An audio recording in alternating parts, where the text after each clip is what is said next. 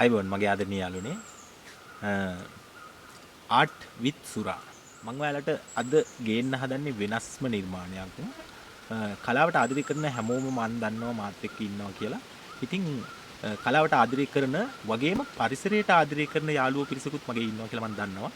ඉතින් ඒ යාළුවන් අතරින් බොන්සායි විෂය තියෙනව නේද? බොන්සායි විෂය තෝරගෙන ඉන්න පිරිසක් ඉන්නවා මාත් සමගම. ඉතින් ඒ පිරිසට තමයි වඩාත්ම මම මේ වීඩියෝත් ගේන්නේ. ඉතින් යාළුවනේ නමුත් ගොඩක් දෙනාට වටී මේක. අපි බොන්සායි කරන හැම කෙනාගේම වගේ ලොකු ආසාවක් තමයි පරිණත බොන්සායි ගසක් හදාගන්න එක. ඒ කියන්නේ පරිණත වෙච්ච බොන්සායි ශාකයක් ළඟ තියෙනවා කියන එක ඒක මාර හැඟීමක් බොන්සායි කරුවන් හට තියෙන. ඉතින් අපිට ගොඩක් ප්‍රශ්නයක් තමයි ඉස්සරහට එන බොන්සායි නවකයෝ. ඒ කියන්නේ බොන්සායි කියන නමින් එන නවකයෝ ගොඩක් දුරට වැරදි පාරවල තමයි යන්නේ. බොන්සායි කියන පාරේ නෙවෙයි යන්නේ. නමුත් මේ බොන්සායි රූල්ස් තියෙනවා මම ගොඩාක් තියෙනවා ඇත්තටම. ඉගෙන ගන්න ගොඩක් දේවල් තියෙනවා. මමත් YouTube එකෙන්ම තමයි මම මේ විෂය අධ්‍යයනය කරේ ගොඩක් දුරට. ඉතින් මම දැන් අවුරුද්දක් එකමාරක් විතර තමයි වෙන්නේ මේ බොන්සායි සබ්ජෙක්ට් එකේ. බොන්සායි ගසක් නිර්මාණය කරනවා කියන්නේ ඇත්තටම ලස්සනයි. ඇත්තටම ලස්සන ආර්ට් එකක්. ලොකු වටිනාකමක් තියෙන දෙයක්. නමුත් ගස් වලට ආදරය කරන්න පටන් ගත්තන් පස්සේ මිල කළ නොහැකි වටිනාකමක් තියෙනවා ඒකේ. ඒක නිසා මම බැලුවේ පරිණත බොන්සායි ගහක්. කොහොමද අපි පරිණත බොන්සායි ගහක් ඉක්මනට බලගා කරගන්නේ? එතකොට පරිණත බොන්සායි ගහක් හදාගන්නවා කියන්නේ අවුරුදු බර ගාණක් යනවා. කවදාවත් ඒක ඉවර වීමක් නැහැ, නිමාවක් නැහැ. ඒ කියන්නේ අඩු කාලයකින් බොන්සායි ගසක පෙනුම, පරිණත බොන්සායි ගසක පෙනුම ඊටාම අඩු කාලයකින් කරගන්න විදියක් මම බැලුවා. YouTube එකනුත් යම් අත්දැකීම් ගත්තා. නමුත් මම කරගෙන යන නිර්මාණය ඔයාලට ගේන්න බලාපොරොත්තු වෙනවා. මේකේ මම ඒක කරගන්න විදිහ තියෙනවා. මුල් පටන් ගන්න වෙලාවෙ ඉඳලා දැනට ගහ තියෙන තත්ත්වයට එනකම් මම මේකේ අන්තර්ගත කරලා තියෙනවා. මම try කරපු ක්‍රමේ මම අත්හදා බලපු ක්‍රමේ ඇත්තටම සාර්ථකයි. ඉතින් බලන්න මේක ගොඩක් කට්ටියට වැදගත් වෙයි. වැදගත් නැති කට්ටිය ඒක ගණන් ගන්න නේද ප්‍රශ්නයක් නෑ. බයින්න තියෙනවා නම් මේ අනිවාර්යෙන් කමෙන්ට් එකක් දාන්න. මේක වැරදි මෙහෙමයි කියලා. නමුත් ලංකාවේ ඉපදෙච්ච අපිට ලංකාවේ ගස්කොලන් එක්ක ඇත්තටම ලස්සන ජීවිතයක් ලස්සන අත්දැකීම් එක්ක යන්න පුළුවන් ගමනක් තමයි බොන්සායි කියන්නේ. බොන්සායි කරනවා හොඳයි. මගේ හැම කෙනෙක්ම බොන්සායි එක ගහක් හරි හදනවා නම් ඇත්තටම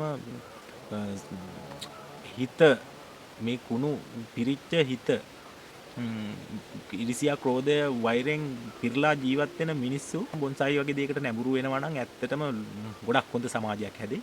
ඉතින් මේ මම වැඩි කතා කරන්නේ නැතුව මේ යමු කොහොමද පරිණත ගහක් ඉක්මනට හදාගන්නේ කියලා. අඩුම කාලයකින් පරිණත ගහක් හදාගන්නේ කොහොමද කියලා අපි බලමු වීඩියෝ එකට ගිහිල්ලා. ආයිබෝවන් පරිසරයට ආදරය කරන මගේ මිතුරියන් සාදරයෙන් පිළිගන්නවා මගේ channel එකට. නවක බොන්සායි කරුවන්ගේ තියෙන ලොකුම හීනයක් තමයි අවුරුදු 40ක් 50ක් විතර පැරණි පරිණත බොන්සායි ගසක් තමන්ගේ අයිතියට පත් කර ගැනීම. හරි. තවදුරටත් අපි ඒක හීනයක්ම කරගන්න උවමනාවක් නැහැ. මම අද ඔයාලට කියලා දෙන්න හදන්නේ ඊටමත් අඩු කාලයක් තුලදී පරිණතභාවයෙන් පිරුණු පෙනුමක් තියෙන බොන්සායි ශාකයක් නිර්මාණය කරගන්න විදිය කියලා දෙන්න. මේ වීඩියෝ එක බලපු සමහර අය කියයි මේක බොන්සායි නෙමෙයි. බොන්සායි රූල්ස් වලට පටහැනි. අරක මේක විවිධ දේවල් කියයි. නමුත් මේකට මේ බොන්සායි කියන නම පාවිච්චි කරාට සමා වෙන්න ඕනි මුලින්ම කියන්න ඕනේ. මේක බොන්සායි නෙමෙයි නං. නමුත් මම ලැබපු අත්දැකීම ඔයාලට එක්ක බෙදා ගන්න තමයි මම හදන්නේ. මේක ගොඩක් අයට ආධුනිකයන්ට වැදගත් වෙයි කියලා මම හිතනවා. මේ ඔයාලට පේන්න තියෙන්නේ අවුරුදු බර ගාණක් තිස්සේ වැවක කාදනය වෙලා ඉතුරු වෙච්ච කොස් අරටු කෑල්ලක්. මේ කොස් අරටුව මැදින් ස්වභාවිකවම පිහිටලා තිබුණු කුහරයක් තිබුණා. ඉතින් මම කලේ ලේයර් කරලා මුල් අද්දවගත්තු අතු කෑල්ලක් අරගෙන ඒ සිදුර හරහා දාලා මේක සිටව ගත්තා. දැනට මාස 6කට විතර උඩදී. ඉතින් දැන් ඒක දළු දාලා හොඳට සාර්ථකව හැදිලා තියෙනවා. ඔබට පේන්න තියෙනවා. හරි. දැන් අපේ අවශ්‍යතාවය තියෙන්නේ මේ මැරුණ කොස් මුල අපේ ශාකයේ පරිණත කඳ විදියට පාවිච්චි කරන්නනේ අපිට උවමනාව තියෙන්නේ. එහෙනම් දැන් අපි බලමු අපේ ශාකයේ අවශ්‍ය තැන් වලින් අතු ලබාගෙන කොහොමද බොන්සායි ශාකයක හැඩරුව එන විදිහට මේ අතු ටික බඩ් කරගන්න කියලා.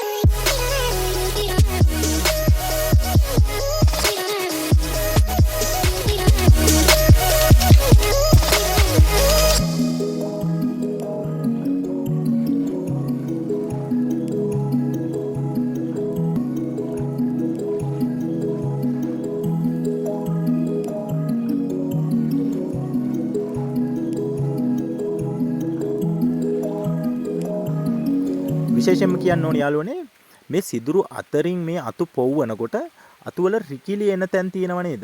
ඒ රිකිලි එන තැන් හරි පරිස්සමට ඩැමේජ් වෙන්නේ නැති වෙන්න ආකාරයෙන් පොව්ව ගන්න ඕනේ. ඊට පස්සේ අපි දැන් බලමු මේක මාස 2කට විතර පස්සේ මොකද වෙලා තියෙන්නේ කියලා. අපි මේ වැඩේ කරනකොට ඉක්මනින් වර්ධනය වෙන ශාකයක් තෝරගන්නවා නම් වඩා හොඳයි. දැන් අපිට පේනවා මේකේ අලුත් අතු වල අලුත් රිකිලි ඒ වගේ මේ යාළුවනේ මේ නිර්මාණයේ ඉදිරියට කරන සියලුම වෙනස්කම් ඔබ වෙත ගේන්න මම බලාපොරොත්තු වෙනවා. මගේ අනිත් නිර්මාණත් බලන්න. මට වගේම මගේ නිර්මාණ වලට ආදරය කරන යාළුවෝ හැමෝම subscribe කරන්න අමතක කරන්න එපා. එහෙනම් ඊළඟ වීඩියෝ එකෙන් හමු වෙනකන් අපි ගියා. Thank you.